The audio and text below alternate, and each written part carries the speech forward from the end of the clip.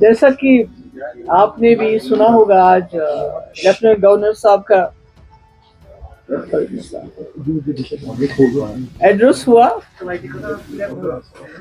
और उम्मीद ये की जाती थी कि लेफ्टिनेंट गवर्नर साहब का जो खुतबा होगा वो जम्मू कश्मीर की मुश्किलात, मामलात और जम्मू कश्मीर के लोगों की जो ख्वाहिशात है, एस्पिरेशन है, उनकी अक्कासी करेगा। और उसके साथ साथ जो सरकार बनी है अभी हाल ही में यहाँ 3-4 महीने पहले, उनकी जहन में विजन होगा कि हमने आने वाले 5 साल में जम्मू कश्मीर को इस मुसीबत से किस तरह निकालना है, उसके बारे में कोई डायरेक्शन की बात होगी। पर अगर आपने भी सुना होगा, मैंने भी सुना, जब 2019 में 5 अगस्त को हमारे जो होम मिनिस्टर हैं अमित शाह जी, उन्होंने जो 370 को 35 को इलीगली अनकॉन्स्टिट्यूशनली ख़त्म करके पार्लियामेंट में जो तकरीर की थी, और उसके बाद जितने भी यहाँ एलजी आए तो उनकी तकरीरें, चाहे 26 जनवरी हो, चाहे कोई फंक्शन हो, चाहे अभी जो हमारे प्रेजेंट एलजी हैं, इनकी तकरीरों को अगर आप देखेंगे तो मुझे लगता है इस गवर्नर एड्रेस में और उन तकरीरों में कोई फ़र्क नहीं है। पहले डे 1 जिस दिन ये जम्मू कश्मीर के साथ ये मामला किया गया, उसको मैं कांड कहती हूँ, डाका डाला गया, उसी दिन से होम मिनिस्टर साहब ने उस वक्त floor of the house statehood की बात की।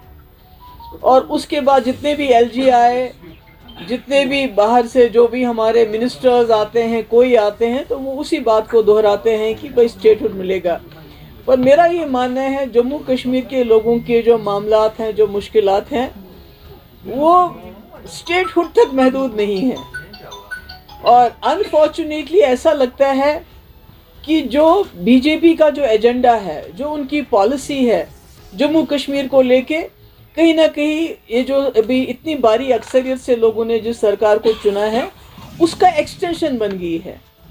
जो अभी तक हम कहते थे, चिल्लाते थे ये इलीगल है, अनकॉन्स्टिट्यूशनल है, कहीं ना कहीं नेशनल कॉन्फ्रेंस के लोग उन हरकत को जो बीजेपी ने इन सालों की, उनको जायज़ करार देने की उसमें दौड़ में लगे हुए हैं। और जितना भी हमारा डिसएम्पावरमेंट हो गया 2019 के बाद, डिसपोजेशन हो गया है, उसको एड्रेस करने की कोई बात नहीं है कहीं पर भी। और अनफॉर्चुनेटली हमारे चीफ मिनिस्टर साहब कहते हैं कि मैं जी केजरीवाल नहीं बनना चाहता हूँ। आपको कोई केजरीवाल बनने के लिए नहीं कह रहे हैं, मगर खुदारा अपने लोगों की इज्जत नफ्स, उनके हुकूक के लिए तो खड़े हो जाइए। ये मतलब चीफ मिनिस्टर बनना तो ठीक है, मिनिस्टर बनाना तो ठीक है, मगर इसका मकसद क्या है? आपको लोगों ने वोट किस लिए दिए हैं? इसलिए दिए थे कि जो पिछले 2019 से यहाँ पर जो एक माहौल बना है, जो हमें बेइख्तियार किया जाता है, जो हमारी प्रॉपर्टी, हमारी जो मिनरल्स से, हमारे जॉब से, हमारी नौकरियों से, हर चीज़ से हमें आहिस्ता आहिस्ता बेदखल किया जाता है। तो लोगों ने इसलिए चुना था कि आप उसका इलाज करेंगे। गवर्नर एड्रेस में तो उस रेजोल्यूशन जो नेशनल कॉन्फ्रेंस क्लेम करती है, दावा करती है कि हमने जी 370 पर रेजोल्यूशन लाया, हालांकि उसमें उस 370 का कहीं जिक्र नहीं था। गवर्नर एड्रेस में उसकी भी जुर्रत नहीं की है इस कैबिनेट ने कि उसका तज़किरा हो।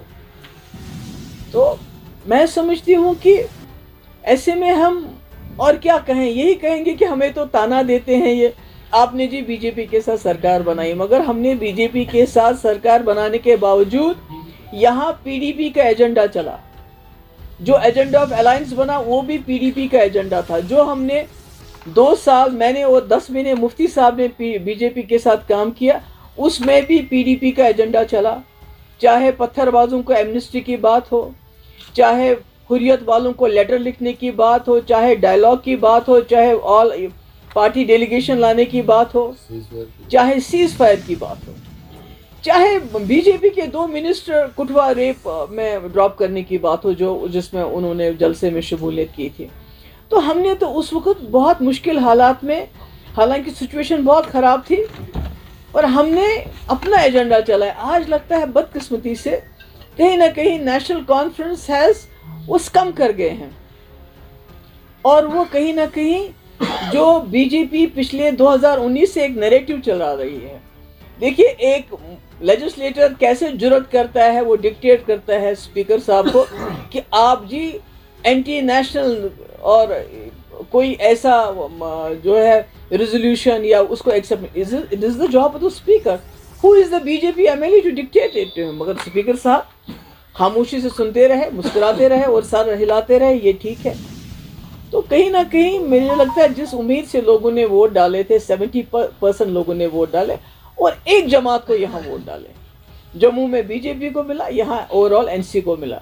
तो कहीं ना कहीं मुझे लगता है कि उनकी, मैं नहीं कहती हूँ कि उन्होंने 4 महीने में ही पता नहीं क्या कमाल करना था, मगर जबान देखिए, बीजेपी 1947 से 48 जब से जम्मू कश्मीर का इलाहाक हुआ, उसके बाद स्पेशल पोजीशन मिली, तब से वो 370 के मुखालिफ बात करते रहे, उनके पास कोई ताकत नहीं थी।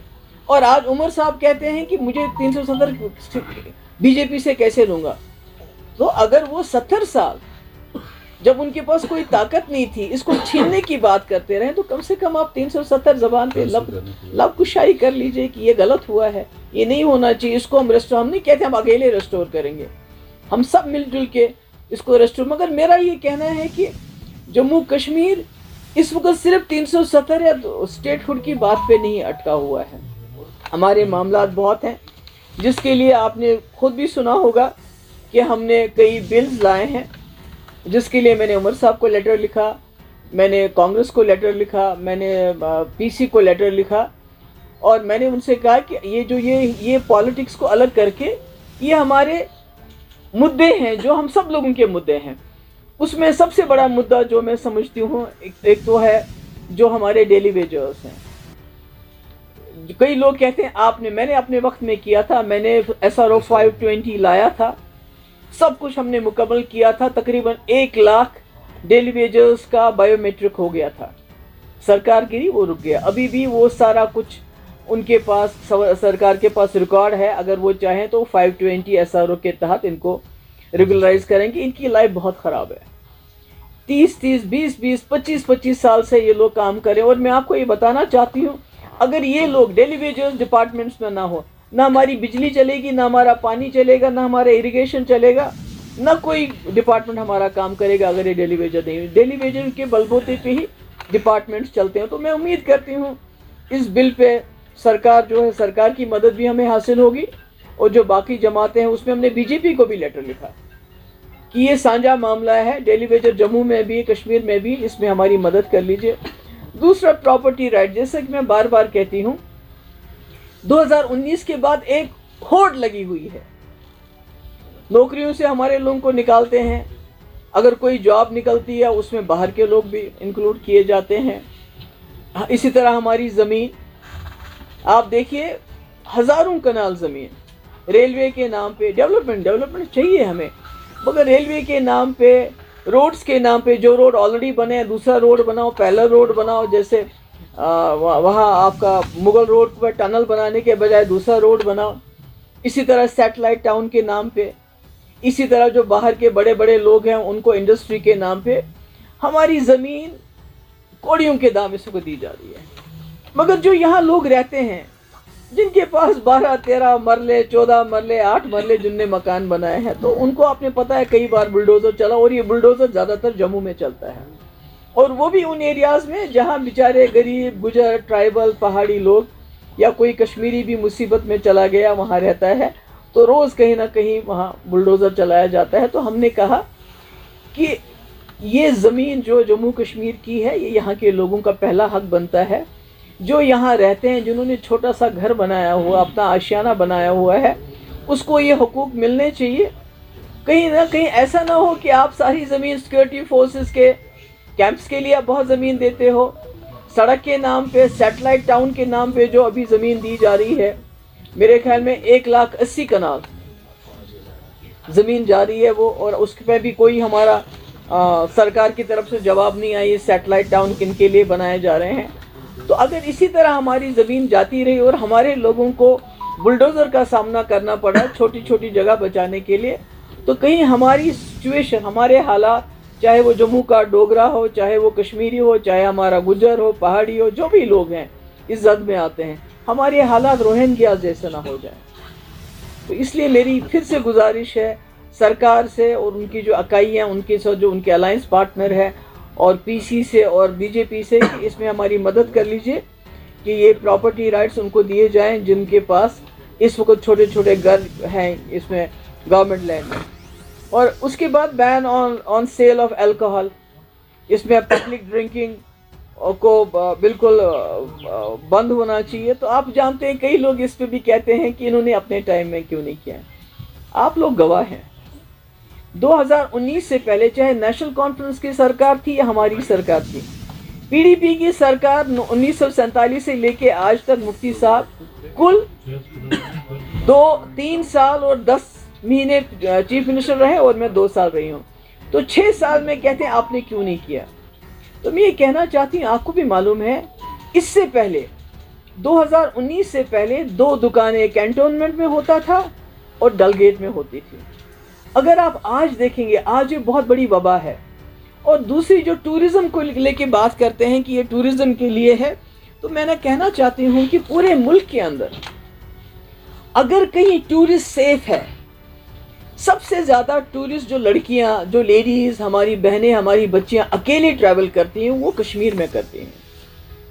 وہ اس لیے کرتی ہیں کہ یہاں ابھی ہمارے جو سماجی جو سماج میں ابھی کچھ ہمارے قدغن لگے ہیں، ابھی حیا ہے. باپ بیٹے کے سامنے شراب نہیں پیتا ہے، اگر ابھی پیتے بھی ہیں چھپ چھپ کے پیتے. پر جس طرح اس شراب کی دکانوں کو یہاں عام کیا گیا ہے پچھلے کچھ سالوں میں، اس سے یہ ایک لت بن چکی ہے. ابھی آپ دیکھیے شراب کے دکانوں کے باہر اتنی لائنیں ہوتی ہیں. اس کے بعد میں ابھی دیکھ رہی تھی ایک ویڈیو، کوئی پکڑ کے اس کو گھسیٹ رہے تھے، اس کو شراب پی کے پتہ نہیں تھی. تو میں ٹورسٹ کے لیے بھی کہہ رہی ہوں، خاص کر ہماری جو بچیاں باہر سے آتی ہیں ان کی سب سے بڑی سیفٹی یہ ہے کہ جموں کشمیر میں ابھی تک شراب کلچر اوپن نہیں ہے، ہو گیا ہے اور ابھی اوپن نہیں ہے. تو اس لیے میری گزارش ہے عمر صاحب سے بھی، چلیے ہم نے نہیں کیا، آپ کر لیجئے، آپ کر لیجئے. تو اگر آپ کریں گے بہت اچھا ہوگا اگر اس پہ بین لگ جائے. اور اس میں جو ہمارے بچے جو ڈرگ ایڈکشن ہے ہمارے بہت زیادہ ہے، اور یہ جو کمبائن ہوتے ہیں دونوں تو یہ بہت خطرناک ہے. ڈرگس میں تو پولیس بہت اچھا کام کر رہی ہے اور امید کرتے ہیں ہم زیادہ کام کریں گے، مگر اس میں بھی ہم چاہتے ہیں یہ ہماری مدد کرے. اس کے علاوہ ایک بہت بدقسمتی کی بات ہے کہ جو سیکریٹریٹ اسمبلی سیکریٹریٹ وہ کہتے ہیں آپ فلانی ڈپارٹمنٹ پہ کوئی سوال ہی نہیں پوچھنا چاہتے. تو مجھے یہ بتائیے کہ جب ہم نے الیکشن کے دوران میں وعدے کیے پرزنرز کو لے کے، ابھی ہم جاننا چاہتے ہیں کتنے پرزنرز ہیں، کہاں کہاں بند ہے، کیا ہے. وہ کہتے ہیں آپ یہ سوال ہی نہیں پوچھ سکتے. تو پھر ہم کہاں جائیں؟ اگر ہم نہیں پوچھ سکتے تو کیا یہ فرض نہیں بنتا ہے اس سرکار کا کہ وہ گورنمنٹ آف انڈیا کے ساتھ ہی ٹیک اپ کرے؟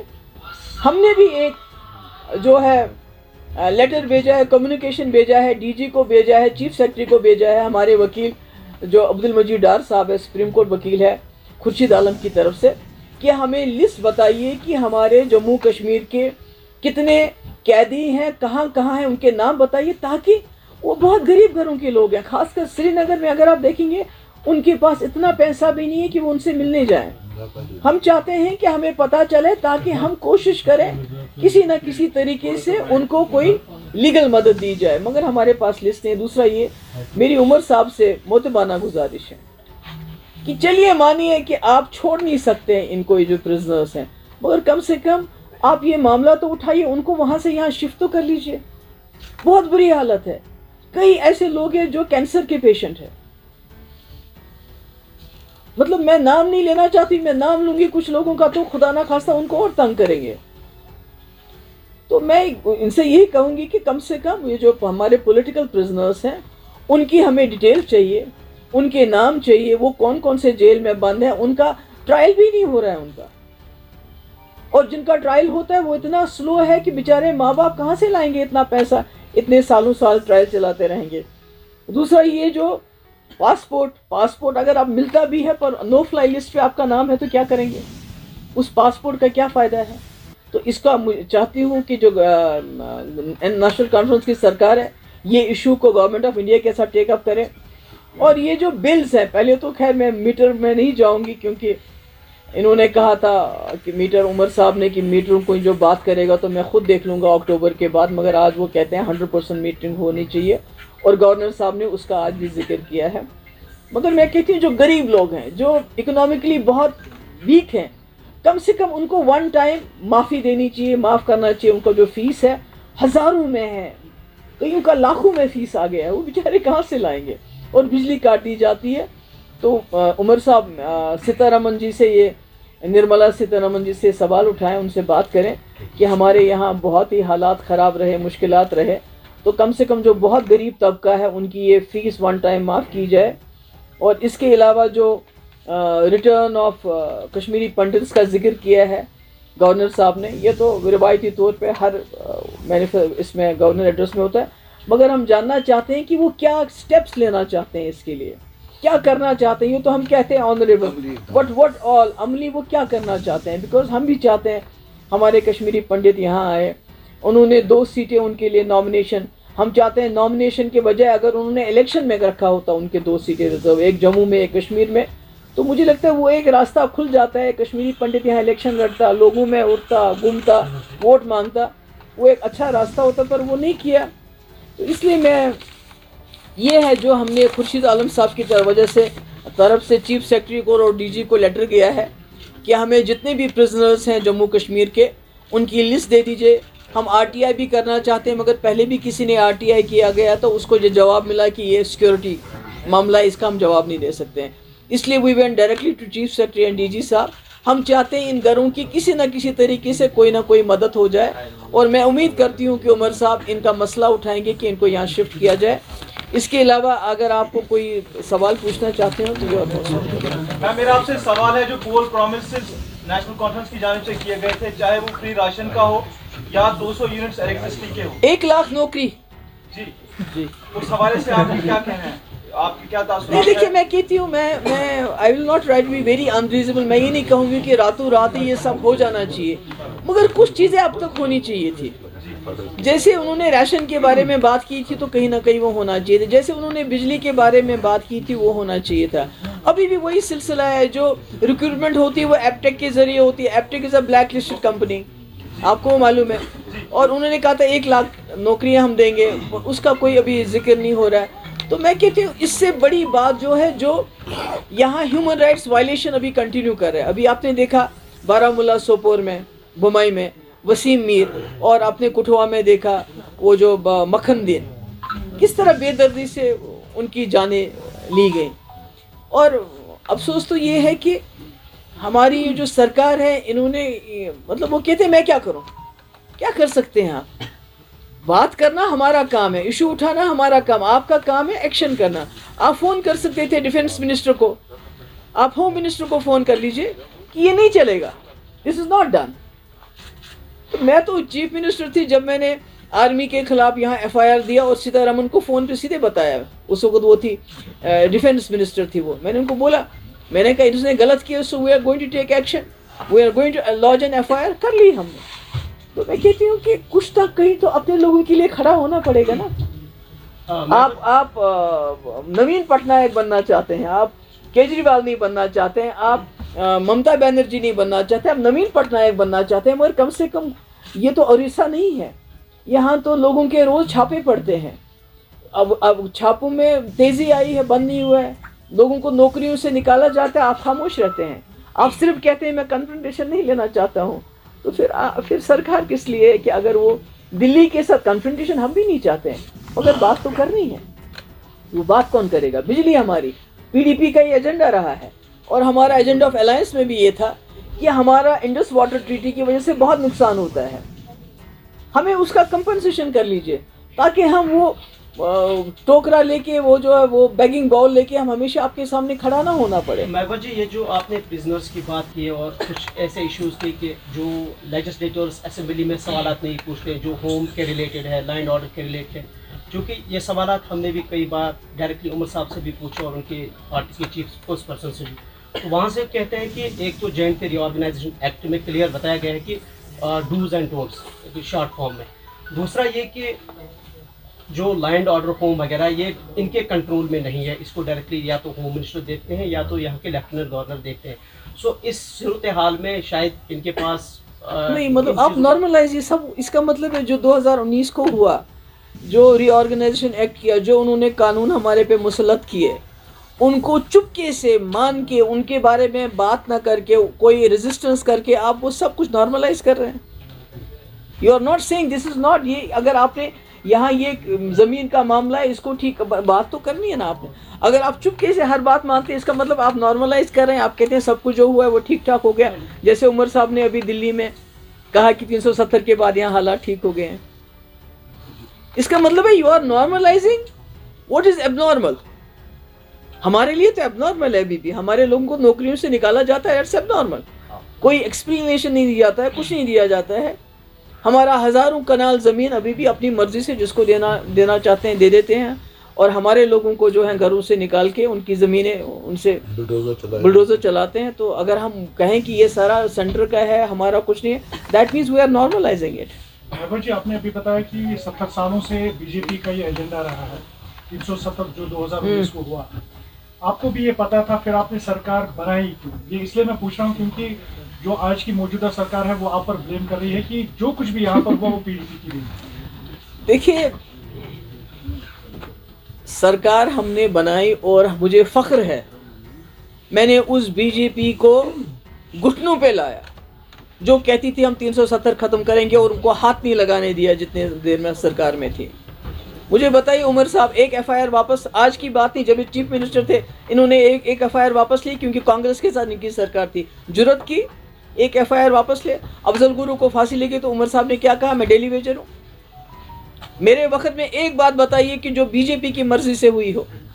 ہم نے اپنا ایجنڈا چلایا. اگر ہم تانے دینے لگے تو 47 کس نے کیا, الحاق کا کے اوپر سوالیہ نشان 53 میں کس نے ڈالا, یہاں کے لوگوں کو ذہنی طور پہ کنہوں نے بالکل وہ انسرٹن ماحول خراب کر دیا. کبھی ہندوستان, کبھی آزادی, اب پھر عمر صاحب نے کہا پلیبسٹ. تو اگر ہم الزام دینے کے لیے آئے تو 75 میں کس نے نارملائز کیا, پرائم منسٹر کو چیف منسٹر بنانا, صدر ریاست کو گورنر بنایا, میں نام لوں ان کا. 87 میں کس نے دانلیاں کر کے یہاں قبرستان بنائے, کس نے کیے دانلیاں, صلاح الدین کس نے بنایا, یاسین ملک آج جیل میں ہے تو کس کی وجہ سے ہے. 96 میں جب یہاں لاکھوں لوگوں نے قربانیاں دی, اسی تنخواہ پہ کام کر کے الیکشن لڑنے کے لیے کون تیار ہوا, نیشنل کانفرنس سے ہم. بجائے کوئی مانگنے کے لیے بھی پہلے مجھے یہ چیزیں دے دیجئے اس کے بعد میں الیکشن لڑوں گا. کیا فاروق صاحب کے پاس اس کو طاقت نہیں تھی؟ وہ تو روز کہتے ہیں کہ جی دلی والوں نے میرے پاؤں پکڑے کہ آپ آ جاؤ واپس جموں کشمیر کو سنبھالو. اگر وہ اتنے طاقتور تھے, اگر دلی والے اتنے مجبور تھے تو اس وقت کیوں نہیں انہوں نے کہا کہ میں تب تک الیکشن نہیں لڑوں گا جب تک آپ اٹانومی کا میرا ریزولوشن یہ نہیں مانتے ہو. تو اگر ہم منہ کھولنے پہ آئیں گے پھر تو بہت آگے تک چلے گی. مجھے فخر ہے بی جے پی کے ساتھ سرکار بنانے کے بعد جو میں نے کیا, جو ہم نے ایجنڈا چلایا. آپ کا سارا جموں کشمیر سیلاب میں تباہ ہو چکا تھا, 80,000 کروڑ روپے لائے ہم نے, سڑکیں مکان سب تباہ تھا.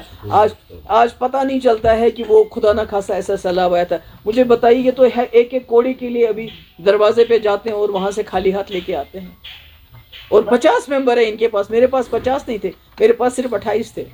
تو یہ تو باتیں آہستہ آہستہ لوگوں کو سمجھ آ جائے گی. میم آپ کو نہیں لگتا یہ سیاسی اختلافات, یہ جھگڑے پس پشت رکھ کے تمام سیاسی جماعتوں کو, ریجنل پارٹیز کو ایک جٹ ہونا چاہیے؟ میں نے بولا نا یہ جو 3 بلز لائی ہیں, میم پورا سوال, کیونکہ نیشنل کانفرنس کا بھی کہنا ہے جو یہاں پہ اسٹیٹ کو ریسٹور نہیں ہوا ہے, یہی چیز ہے, یہی نہیں مجھے بتاؤ یہ جو ریگولرائزیشن آف ڈیلی ویجر, اس کے لیے کون سا اسٹیٹ ہوٹ چاہیے آپ کو؟ باقی چیزیں تو نہیں, یہ کر لینا پہلے. شراب کے اوپر بین لگانے کے لیے کون سا اسٹیٹ ہوٹ چاہیے آپ کو؟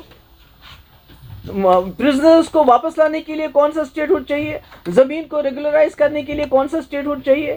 نوجوانوں کو 1 لاکھ نوکریاں آپ نے بولا, اس کے لیے کون سا اسٹیٹ ہوٹ چاہیے؟ بجلی میں ایمنسٹی دینے کے لیے کون سا اسٹیٹ ہوٹ چاہیے؟ یہ جو روز پکڑ دکڑ, یہ جو مکھن دین کو یا اس کو کیا, اس کے لیے بات کرنے کے لیے کون سا اسٹیٹ ہوٹ چاہیے؟ یہ تو اسٹیٹ ہوٹ کا تو بہانہ ہے, کوئی کام نہیں کر رہے ہیں. بھائی آپ کے پاس جو پاور ہے اس کو استعمال کرو. اسٹیٹ ہوڈ وہ تبھی دیں گے جب وہ دینا چاہیں گے. آپ کے روز ان کے دروازے پہ جانے سے کچھ نہیں ہوگا. اس سے آپ ہماری انسلٹ کرتے ہیں, جموں کشمیر کے لوگوں کی انسلٹ کرتے ہیں جن کا سب کچھ کھو گیا ہے. 370 کے اوپر آپ کھڑے ہونے کے بجائے, بات کرنے کے بجائے آپ روز کٹورا لے کے مجھے اسٹیٹ ہوڈ دے دو. کیوں؟ فاروق صاحب نے کہا 6 منسٹروں پہ جموں کشمیر نہیں چل سکتا, ہمیں اور منسٹر بنانے ہیں. मैम आपको नहीं लगता मरकजी सरकार को भी ये लग रहा होगा कशिर पर सियासतदान कहाँ रमज गाँव वो भी फिर उसी नजरिए से चलते हैं? नहीं, वो तो उनको देखना चाहिए जिनके पास 50 सीटें हैं, वो उनको सोचना चाहिए कि जम्मू कश्मीर के लोगों ने हमें नहीं दिया, उनको एतमाद दिया। अब उनकी जिम्मेवारी बनती है कि वो मरकज के साथ किस तरह से जम्मू कश्मीर के लोगों के जो मुश्किलात हैं उनको दूर करें। Thank you.